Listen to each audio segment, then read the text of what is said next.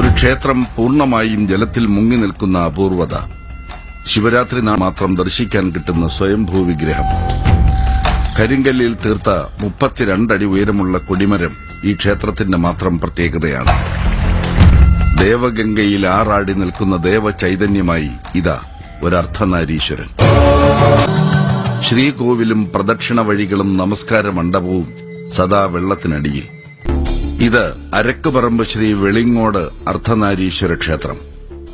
പാലക്കാട് കോഴിക്കോട് ദേശീയപാതയിൽ കരിങ്കല്ലത്താണിക്ക് സമീപത്തായാണ് ഈ ക്ഷേത്രം സ്ഥിതി ചെയ്യുന്നത്. 2 ശിലകൾ ചേർന്ന ഈ സ്വയംഭൂ വിഗ്രഹം എപ്പോഴും വെള്ളത്തിനടിയിലാണ്. ശിവരാത്രി നാളിൽ മാത്രമേ വെള്ളം വറ്റിച്ച് വിഗ്രഹത്തിൽ പൂജ ചെയ്യൂ. ശിവരാത്രി നാളിൽ ഏറ്റവും പ്രധാനം അർദ്ധരാത്രി നടത്തുന്ന ജലാഭിഷേകമാണ്.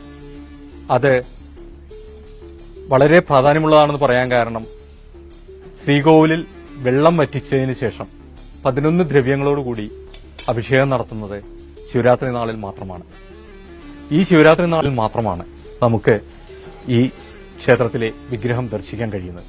അതിനാൽ തന്നെ ഈ ശിവരാത്രി നാളിൽ ധാരാളം ഭക്തജനങ്ങൾ ഈ ക്ഷേത്രത്തിൽ വന്ന് ആരാധന നടത്താറുണ്ട്.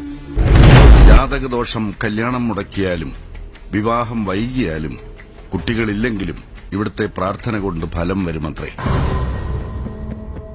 പൂർണ്ണമായും വെള്ളത്തിൽ മുങ്ങിക്കിടക്കുന്ന ഈ സ്വയംഭൂ വിഗ്രഹം ശിവരാത്രി നാളിൽ മാത്രമേ ഭക്തർക്ക് ദൃശ്യമാകൂ.